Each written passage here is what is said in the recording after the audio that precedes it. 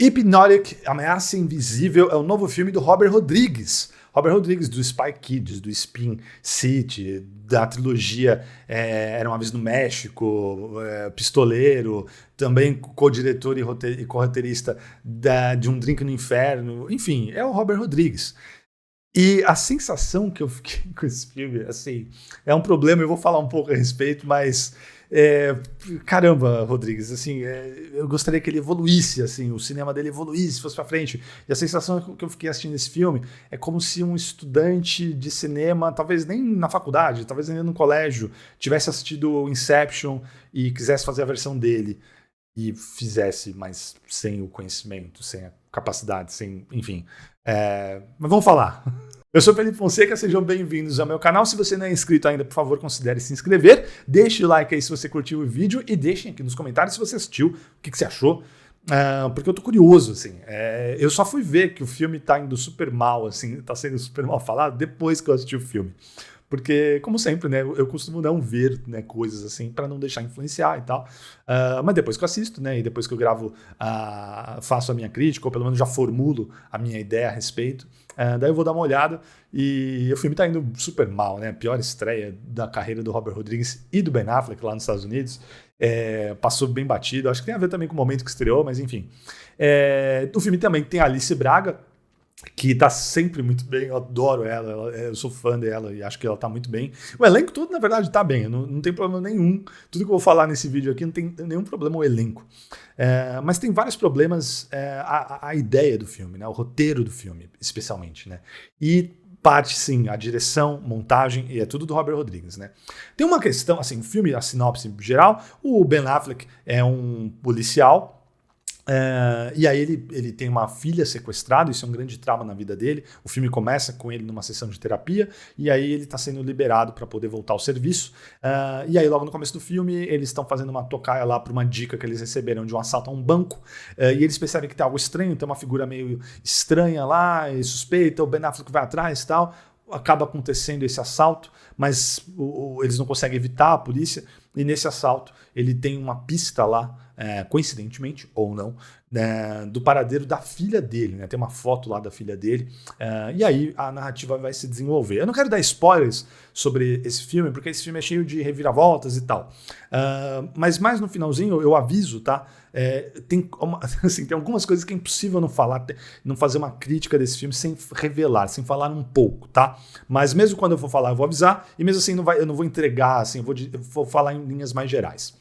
Mas um dos principais problemas desse filme, assim, como eu falei na introdução, é uma indecisão, assim, do que na verdade, sobre o que ele quer ser. Porque a premissa que está no trailer até, e aí no começo do filme, e quando aparece a personagem da Alice Braga, que é uma vidente / hipnotista, e o personagem do Ben Affleck vai lá buscar ela, né, através de uma dica e tal, e ela explica isso, né? E é um conceito que existe na nossa vida, na nossa sociedade, né? Hipnose, existe isso. Famosos, né? Tem uns hipnotistas aí famosos e tudo mais, e fazem coisas, dão comandos e as pessoas não lembram. Então é como se fosse a ideia, a princípio, parece que vai ser isso, né? E toda a cena inicial do roubo a banco, por exemplo, é cheio disso. Parece que o cara tá fazendo um barulho com isqueiro que faz ativar uma coisa, porque ele já, imagino, já teria tudo que a gente conhece de hipnotismo, seja na vida, em reportagens ou no cinema, sempre tem algo. Então isso tem que ser considerado quando você está fazendo um filme sobre isso. O que a gente é trazido de conhecimento para a gente através dos anos é de que tem que ser algo combinado. O hipnotista tem que conhecer aquela pessoa, ele tem que falar algumas coisas, dar algumas ordens e depois criar mecanismos que vão fazer deflagrar uma ação da pessoa. E parece que vai ser isso, só que aí o filme toma um caminho que não é esse. Ele se torna algo fantástico, ele se torna quase um filme dos X-Men, em que o professor Xavier assim, tem o poder da mente mesmo, o poder de controlar. O lance todo de hipnotismo vai por água abaixo, quando ainda no começo do filme, tá? Isso que eu tô falando assim, lá no comecinho mesmo, isso apresentado parece que vai ser, mas ainda no primeiro texto do filme, antes do ponto de virada, os hipnotistas que vão aparecendo, assim, eles têm superpoderes, assim, eles não fazem algo para deixar a pessoa em estado de hipnose, para despertar alguma coisa. Não, eles só falam e aí aquilo acontece. E aí isso vai crescendo cada vez mais, assim. Então, o filme acaba virando... Aí aparece gente tem figurino, né? Por isso que eu falei dos X-Men. Então, pessoas com o mesmo traje, uniforme da organização. Aí a gente tem uma tal de divisão, que é uma divisão policial, trabalhando pessoas que têm o poder de hipnose. Só que, assim, são superpoderes, para falar a real, né? Então, não é bem o que é apresentado no começo. Assim, se fosse sobre isso, tudo bem, mas... O filme não estabelece isso, assim, ele parece muito confuso. E aí, visualmente, é uma grande salada. Porque o assalto do começo, por exemplo, você vê que eu acho que ele tem uma decupagem, assim, ele é muito mal orquestrado. As coisas como elas vão acontecendo, o tiro que o personagem do Ben Affleck leva, assim, ele sai vivo daquilo, assim, é bem absurdo. Toda a mise-en-scène, assim, de como aquele banco, ele quer ser um Dark Knight, ele quer ser um fogo contra fogo naquela sequência, e não é nada disso, assim, passa longe daquilo, né? Não chega a ser tosco, como se fosse, assim, alguma outra produção B, não chega a ter um nível de canastrice que tem, por exemplo, um recente Mercenários 4, né?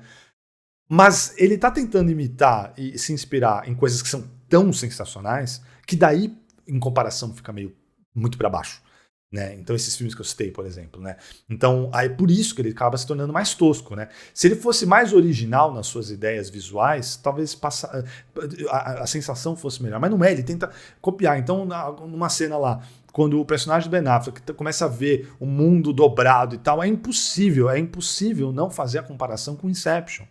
Visualmente, é muito similar. Até o local em que essa cena se passa, talvez seja, eu não confirmei, tá? Mas é quase igual e talvez seja o mesmo, pelo local que se passa, né? Eu revi recentemente o Tenet. Acho que, inclusive, é o mesmo lugar, é um lugar muito parecido com a cena dos trens e da tortura do personagem do protagonista do Tenet no começo. Então, tem várias coisas assim que é impossível, né, que a gente que está assistindo o filme não faça esse tipo de comparação. Porque o próprio Rodrigues está colocando essas coisas na tela. E aí a comparação fica tosca com essas outras coisas. Porque a gente já teve comparações recentes, inspirações recentes, por exemplo, do Inception, por exemplo, do Doutor Estranho no Mundo da Loucura, no Multiverso da Loucura. Mas aquele filme foi feito assim bem o bastante, direção do Sam Raimi, e com orçamento bastante, para criar algo que é um pouquinho diferente e que visualmente também ficou legal. Toda aquela cena do trem e tudo mais. Tem coisas visualmente interessantes. Ou principalmente no filme do Homem-Aranha, né? Eu tô falando aqui do Multiverso da Loucura, mas acho que a cena que eu tô pensando é específica do terceiro filme do Homem-Aranha, né? Quando ele enfrenta o Doutor Estranho e tudo mais. Então, mas, assim, é uma inspiração, tem algo de mas também é bem feito, e aí tem uma coisa própria, e beleza, ele sobrevive. Esse aqui, essas cenas que buscam essa inspiração, muita coisa chupinhada do Inception, e dos X-Men, isso, e dos X-Men também.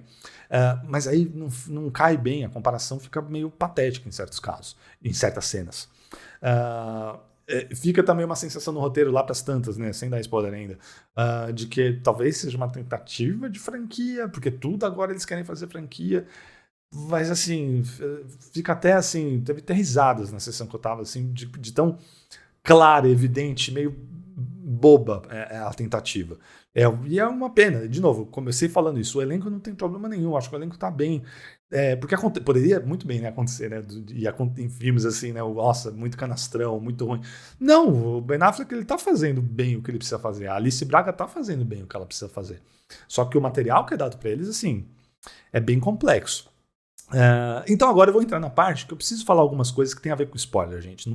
Não tem como, assim, é muito importante, tá? Então fiquem avisados, tá? Mas não vou falar nada específico, assim, mesmo assim vou tentar dar em linhas gerais. O filme, ele caminha, né, numa direção, e aí tem a conclusão, e na sessão que eu tava, e foi cabine de imprensa, e eu sempre fico assim, abismado, pessoal, em cabine de imprensa, quando o filme acaba e imediatamente um monte de gente já levanta e vai embora. uma sessão normal, eu já fico assim, mas né, com pessoas normais e tal, no cinema, fui lá só assistir o filme, comer uma pipoca, o pessoal tá apertado, quer ir no banheiro, não liga pra crédito, ok, eu não vou discutir, não sou eu aqui porque eu acho que os créditos são muito legais, tem toda uma coisa assim da gente ir saindo aos poucos do filme, então os créditos servem pra isso, mas enfim, beleza. Mas numa cabine de imprensa, né, que teoricamente, né, o pessoal que trabalha com isso, o pessoal saiu, eu sempre fico assim, gente. E aí nesse filme, isso ficou muito exemplificado de que por que é ruim a pessoa já sair e levantar. Porque o pessoal que levantou e foi embora, se for escrever crítica, fazer vídeo, vai perder uma parte muito importante. Porque tem uma cena no meio dos créditos do filme, assim, várias cenas, na verdade, no meio dos créditos do filme, que é um novo fim. O final do filme, quando sobe os créditos, ele já retorna, a cena continua depois no meio dos créditos. E é um fim totalmente diferente do que quem assistiu, levantou e foi embora e perdeu aquilo. Porque o filme termina de uma maneira, e aí no meio dos créditos tem essa nova continuação, assim, volta para aquilo que a gente tinha acabado de ver, que achava que era o final, e continua. Então, assim, quem perdeu é um problema porque perdeu o final verdadeiro do filme. Mas esse final verdadeiro, ele é um problema, assim. O final original, eu acho que assim, é mais honesto, pelo menos, e é o que... Porque o final do meio dos créditos, e é o final verdadeiro, né? Assim, tá no meio dos créditos, tá lá, oficial. Ele vai contra quase todo o terço final do filme. Eu tô falando em linhas gerais, tá? Porque eu não quero dar um spoiler pra quem topou ficar, né, com essa promessa. Não quero dar um spoiler real, mas tem um poder lá que é apresentado de uma personagem que essa cena do meio dos créditos desmerece totalmente, assim. Quer dizer, então não era aquele poder todo que a gente achou que era. E não assim, o final não é tão feliz quanto a gente achou que seria. Então, é isso. Tem uma cena no meio dos créditos que é outro fim, que é um final totalmente diferente. E quem saiu assim que os créditos subiram, perdeu o final, que é o final verdadeiro, tá? Dos créditos, né? E que, novamente, é outra coisa que dá uma deixinha assim de vai ter continuação, né? Esse filme fez eu ficar depois assim, pensando na carreira do Robert Rodrigues. Porque quando eu tava na faculdade, o Robert Rodrigues, assim, mesmo hoje, né? Se você for assistir entrevistas dele falando sobre cinema, tudo como faz, é muito empolgante, assim. Ele é muito apaixonado, ele é muito... mas principalmente para gerações mais novas, e quando eu tava na faculdade, eu era essa pessoa, né? Começando a aprender cinema e querendo fazer cinema. Ele é muito... você se empolga com ele, você se inspira nele. De falar, cara, é possível a gente fazer com pouco e vamos lá, e família ajudando, e amigos, e eu vou editar o filme, não vai dar pra contratar um editor, mas eu vou editar, e se eu souber compor música, eu vou compor a trilha sonora também. Então, assim, ele é muito empolgante, muito inspirador. Mas os anos foram passando e ele é de uma geração que tem outros diretores mais ou menos com a idade dele, e eu posso citar até um grande amigo dele que já trabalhou com ele em alguns filmes, que é o Tarantino, que foram evoluindo. Então, e aí vai parecer meio covardia, mas assim, mas não é, tem idade parecida, né? Então, o Fincher, o Nolan, todo mundo dessa idade, mais ou menos, né? O Villeneuve, todo mundo mais ou menos dessa geração. Ele começou até antes, tá? O Rodrigues estourou, né? Começou a fazer sucesso até antes desses outros que eu tô falando, né? Tirando o Tarantino, que eles são mais ou menos ali super amigos e começaram mais ou menos juntos. Mas todos esses cineastas, eles foram evoluindo. E é tão legal ver isso, o crescimento e mudanças de... O Nolan, por exemplo, assisti um vídeo recentemente do Patrick Williams, que eu recomendo muito aqui no YouTube, maravilhoso, sobre como a cinematografia do Nolan mudou a partir do momento que ele começou a usar as câmeras IMAX, e como isso tornou os filmes dele melhores, e como ele se tornou um cineasta melhor, a partir de uma nova compreensão do que são as imagens, e como você pode usar os movimentos de câmera e tudo mais. Então, assim, os cineastas foram evoluindo. E o Rodrigues continua na mesma. Eu não sinto uma evolução, assim. E aí, quando eu tava vendo os créditos, como eu tava tão descrente do que eu tinha acabado de ver, de novo, não é o pior filme do mundo, não é isso, mas assim, são as comparações do material que ele está se inspirando. E por ser quem é alguém de muito sucesso, é alguém que fez filmes com muita bilheteria, é alguém que tem um novo Spy Kids aí na Netflix, deve ter uma grana. Não é assim, ele não é mais um cineasta independente. Já faz bastante tempo que ele não é um cineasta independente, de verdade, digamos assim. Então é meio frustrante, é meio triste, porque aí vem os créditos e tá lá de novo, como quase sempre. A trilha eu acho que não é dele, mas é alguém da família dele, né? Sobrenome Rodrigues. Mas a montagem é dele. Ele continua sendo assim, em vez de confiar, o cinema é uma arte colaborativa, em vez de ter encontrado a sua equipe, em vez de ter encontrado um montador, em vez de ter encontrado um compositor, em vez de ter encontrado... Não, ele continua, eu faço tudo. E não precisa. E o cinema é uma arte colaborativa. Os maiores criadores de cinema colaboram. Tem um montador, tem um diretor de fotografia, tem um compositor de trilha sonora, porque fazer uma coisa, quem já dirige e produz, por exemplo, o que a gente dirige e escreve, que é o caso dele, já é muita coisa para uma pessoa só. Então é meio frustrante ver que ele continua nessa pegada de cinema, assim, de faculdade, mas ele não é mais o cara de cinema de faculdade. Já faz muito tempo que ele não é. E é meio frustrante isso. De novo, até porque toda vez que eu vejo entrevista com ele, até hoje, é muito empolgante. Ele é muito legal, assim. É inspirador. Mas é uma pena que, pelo menos até o momento, ele não tenha seguido essa evolução na carreira dele. É isso, pessoal. Não é o Inception, não é o Fogo Contra Fogo. E eu dei risadas, assim. Não é aquele ruim que dá. Não, é ruim de você dar risada. Então, pelo menos vale por isso também, porque eu dei risada com várias coisas. E Alice Braga pra gente vale muito. É isso, pessoal. Muito obrigado sempre pela audiência de vocês. Inscrevam-se aqui no canal se você não é inscrito, deixe seu like e a gente se vê no próximo vídeo. Um grande abraço e até mais.